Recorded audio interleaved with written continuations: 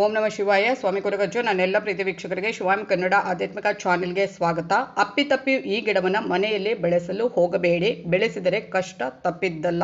ಯಾವ ಗಿಡ ಅನ್ನೋದರ ಬಗ್ಗೆ ಉಪಯುಕ್ತ ಮಾಹಿತಿಯನ್ನು ಕೊಡ್ತೇನೆ. ಅದಕ್ಕಿಂತ ಮುಂಚೆ ನನ್ನ ಚಾನಲ್ ಇನ್ನೂ ಯಾರು ಸಬ್ಸ್ಕ್ರೈಬ್ ಮಾಡಲಿಲ್ಲ, ದಯವಿಟ್ಟು ಸಬ್ಸ್ಕ್ರೈಬ್ ಮಾಡೋದನ್ನು ಮರೆಯಬೇಡಿ.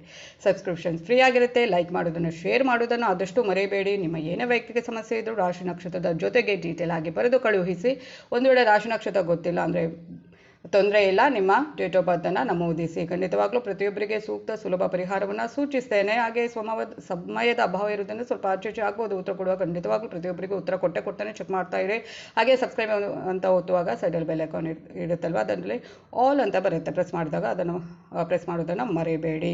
ಹಾಗೆಯೇ ಜ್ಯೋತಿಷಕ್ಕೆ ಆಧ್ಯಾತ್ಮಿಕಕ್ಕೆ ಸಂಬಂಧಪಟ್ಟ ಏನು ಪ್ರಶ್ನೆ ಇದ್ರೂ ಕೂಡ ಕೇಳ್ಬೋದು. ಅದಕ್ಕೆ ತಕ್ಕ ಒಂದು ವಿಡಿಯೋವನ್ನು ಕೂಡ ಮಾಡಿ ಹಾಕ್ತೇನೆ ಅಂತ ನಾನು ನಿಮ್ಮ ಜೊತೆ ಯಾವತ್ತೂ ಇರ್ತೇನೆ. ನಾನು ಶಿವದೇವರ ಹಾಗೂ ಕುರುಬಜ್ಜ ದೈವದ ಆಶೀರ್ವಾದನೂ ನಿಮ್ಮ ಮೇಲೆ ಸದಾ ಇರುತ್ತೆ ಅಂತ ಹೇಳ್ತಾ, ಹಾಗಲಕಾಯಿ ಸ್ವಲ್ಪ ಕಹಿ ತರಕಾರಿ, ಅಂದರೆ ಈ ಗಿಡವನ್ನು ನೆಡಬಾರ್ದು. ಹಾಗಲಕಾಯಿ ಸ್ವಲ್ಪ ಕಹಿ ತರಕಾರಿ, ಆದರೆ ಆರೋಗ್ಯಕ್ಕೆ ತುಂಬ ಒಳ್ಳೆಯದು, ಅದು ಗೊತ್ತಿರುವಂಥದ್ದು.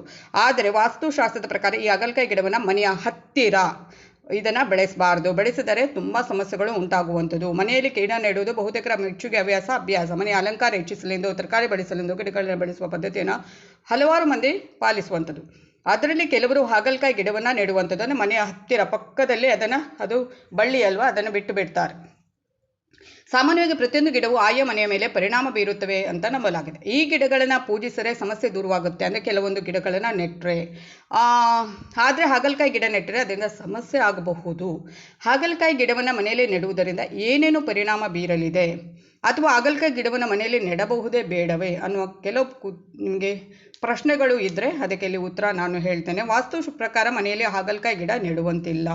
ಯಾಕಂದರೆ ವಾಸ್ತುಶಾಸ್ತ್ರದ ಪ್ರಕಾರ ಮನೆಯಲ್ಲಿ ಕೆಲವು ಗಿಡಗಳನ್ನು ನೆಡಬೇಕೆಂದು ಸಲಹೆ ನೀಡಲಾಗುತ್ತೆ. ಈ ಕೆಲವೊಂದು ಸಕಾರಾತ್ಮಕ ನಮ್ಮ ಮನೆಗೆ ಏನಾದರೂ ನಕಾರಾತ್ಮಕ ಶಕ್ತಿ ಇದ್ದರೂ ಅದನ್ನು ಕೆಲವೊಂದು ಗಿಡಗಳಿಂದ ಅದನ್ನು ಹೊರಗೆ ಓಡಿಸುವಂಥ ಶಕ್ತಿ ಇರುತ್ತೆ. ಸಕಾರಾತ್ಮಕತೆ ನಮ್ಮ ಮನೆಯಲ್ಲಿ ನೆಲೆಸುವ ಹಾಗೆ ಮಾಡುತ್ತೆ ಕೆಲವೊಂದು ಗಿಡಗಳು. ಹಾಗೆಯೇ ಈ ಹಾಗಲಕಾಯಿ ಗಿಡ ಮಾತ್ರ ನಮಗೆ ಒಳ್ಳೆಯದಲ್ಲ, ಮನೆಗೆ ಒಳಿತು ಅಲ್ಲ. ಅಂದರೆ ಹಾಗಲಕಾಯಿ ಗಿಡ ಕಹಿ ರುಚಿ ಹೊಂದಿರುವ ತರಕಾರಿ ಹೌದು, ರುಚಿಗೂ ಗುಣಕ್ಕೂ ಸಂಬಂಧ ಇರುವುದಿಲ್ಲ ನಿಜ. ಆದರೆ ಆ ತರಕಾರಿ ಗಿಡವನ್ನು ಮನೆಯಲ್ಲಿ ನೆಟ್ಟರೆ ಮನೆಗೆ ವಾಸ್ತುದೋಷ ಉಂಟಾಗಬಹುದು ಎನ್ನಲಾಗಿದೆ. ಆ ಗಿಡದಿಂದ ಹೊರಹೊಮ್ಮುವ ಶಕ್ತಿಯು ನಕಾರಾತ್ಮಕ ಶಕ್ತಿ ಆಗಿರುತ್ತೆ ಅಂತ ಹೇಳಲಾಗುತ್ತೆ. ಮನೆಯ ಹೊರಗಡೆ ನೆಟ್ಟರೆ ಅದರಿಂದ ದುಷ್ಪರಿಣಾಮ ಇರುವುದಿಲ್ಲ. ಅಂದರೆ ಹೊರಗಡೆ ಅಂದರೆ ಸ್ವಲ್ಪ ದೂರದಲ್ಲಿ ನೆಟ್ಟರೆ ಏನೋ ದುಷ್ಪರಿಣಾಮ, ಹತ್ತಿರದಲ್ಲಿ ನೆಡಬಾರ್ದು.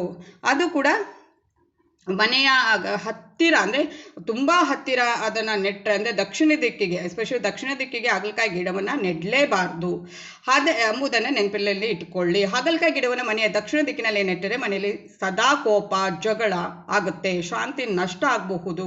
ಅದನ್ನು ಮನೆಯ ಹೊರಗೆ ನೆಟ್ಟರೂ ದಕ್ಷಿಣ ದಿಕ್ಕಿಗೆ ನೆಡಬೇಡಿ. ನೋಡಿ, ಆರ್ಥಿಕ ಪರಿಸ್ಥಿತಿ ಮೇಲೆ ಇದು ತುಂಬ ಪರಿಣಾಮ ಬೀರುತ್ತೆ. ಮನೆಯಲ್ಲಿ ಹಾಗಲಕಾಯಿ ಗಿಡ ನಿಮ್ಮ ಆರ್ಥಿಕ ಒಂದು ಪರಿಸ್ಥಿತಿ ಮೇಲೆ ತುಂಬ ಪರಿಣಾಮ ಬೀರುವಂಥದ್ದು. ಆರ್ಥಿಕತೆಯ ಮೇಲೆ ಪರಿಣಾಮ ಬೀರುವುದರಿಂದ ನಿಮ್ಮ ಹಣಕಾಸು ಪರಿಸ್ಥಿತಿ ಕಷ್ಟವಾಗಬಹುದು. ಖರ್ಚು ಜಾಸ್ತಿಯಾಗಿ ದುಡ್ಡು ಉಳಿಯದೇ ಹೋಗಬಹುದು. ಹೆಚ್ಚುವರಿಯಾಗಿ ಸಾಲ ಶೂಲಕ್ಕೆ ಬೀಳಬಹುದು. ಆ ಸಾಲ ಜಾಸ್ತಿ ಆಗ್ತಾ ಹೋಗಬಹುದು. ಅಲ್ಲದೆ ಮನೆಯಲ್ಲಿ ಇರುವವರ ಗೌರವಕ್ಕೆ ಕೂಡ ಧಕ್ಕೆ ಆಗಬಹುದು. ವ್ಯಕ್ತಿತ್ವಕ್ಕೆ ಹಾನಿ ಆಗಬಹುದು. ಸ್ವಾಭಿಮಾನಿಯಾಗಿ ಬದುಕುತ್ತಿರುವವರು ಅವಮಾನಕ್ಕೆ ಒಳಗಾಗುವ ಸಾಧ್ಯತೆ ಇರುವಂಥದ್ದು. ಇದರಿಂದ ಮನೆಯ ಮತ್ತು ಮನಸ್ಸಿನ ನೆಮ್ಮದಿ ಕೆಡಬಹುದು. ಆದ್ದರಿಂದ ಹಾಗಲಕಾಯಿ ಗಿಡವನ್ನು ಮನೆಯಲ್ಲಿ ಏನಾದರೂ ನೆಡಲಿಕ್ಕೆ ನೀವು ಇಷ್ಟಪಟ್ಟಿದ್ರೆ ಖಂಡಿತವಾಗ್ಲೂ ಅದನ್ನು ಕೈ ಬಿಡಿ, ಬೇಡ. ಅಂದರೆ ತುಂಬ ದೂರದಲ್ಲಿ ನೆಟ್ಟರೂ ಪರವಾಗಿಲ್ಲ, ತುಂಬ ಜಾಗ ಇರುತ್ತೆ ಮನೆಯ ಸುತ್ತಮುತ್ತ, ತುಂಬ ದೂರ ನೆಟ್ಟರು, ಅದು ಕೂಡ ದಕ್ಷಿಣ ದಿಕ್ಕಿಗೆ ಅಂತೂ ನೆಡಲೇಬೇಡಿ ಅಂತೆ. ಎಲ್ಲಿ ದೂರ ಆದರೆ ಹತ್ತಿರ ಆಗಲಿ. ಹಾಗೆ ಲಕ್ಷ್ಮೀ ದೇವಿಯ ಕೋಪಕ್ಕೆ ಒಳಗಾಗಬಹುದು. ಹೇಗೆ ಅಂದರೆ ವಾಸ್ತುಶಾಸ್ತ್ರದ ಪ್ರಕಾರ ಮನೆಯ ಹತ್ತಿರ, ತುಂಬ ಹತ್ತಿರ, ಕೆಲವರು ಮನೆಯ ಏನು ಇರುತ್ತೆ ಪ್ಯಾಸೇಜ್ ಏನಿರುತ್ತೆ ಅದಕ್ಕೆ, ಅಂದರೆ ಅದು ಬಳ್ಳಿ ಥರ, ಅದರಿಂದ ಈ ಥರ ಬೆಳೆಯುತ್ತಲ್ವ, ಅದು ಗಿಡ ಅಲ್ಲ, ಅದೊಂಥರ ಬಳ್ಳಿ ಥರ ಹೋಗ್ತಾ ಇರುತ್ತೆ ಅಲ್ವಾ, ಹರಡ್ತಲ್ಲ ಅಲ್ವಾ, ಅದನ್ನು ಮನೆಗೆ ಕೆಲವರು ಬಿಟ್ಬಿಡ್ತಾರೆ ಆ ಖಾಲಿ ಏನು ಇರುತ್ತೆ ಜಾಗದಲ್ಲಿ. ಆ ಥರ ನೆಡಲಿಕ್ಕೆ ಹೋಗಬೇಡಿ. ಲಕ್ಷ್ಮೀ ದೇವಿಯ ಕೋಪಕ್ಕೆ ಪಾತ್ರರಾಗುವ ಸಾಧ್ಯತೆ ಇದೆ.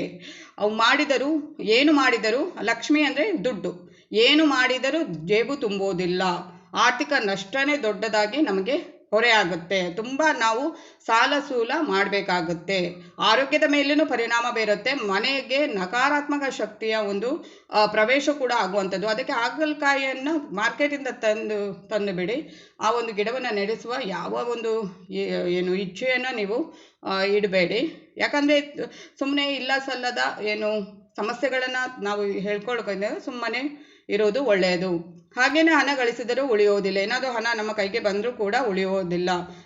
ಬಂದಷ್ಟು ವೇಗವಾಗಿ ಲಕ್ಷ್ಮೀ ದೇವಿಯು ವಾಪಸ್ ಹೋಗಬಹುದು. ವೆಚ್ಚಗಳು ಹೆಚ್ಚಾಗುತ್ತವೆ. ಆರ್ಥಿಕ ಸಮಸ್ಯೆ ಉಂಟಾಗಬಹುದು.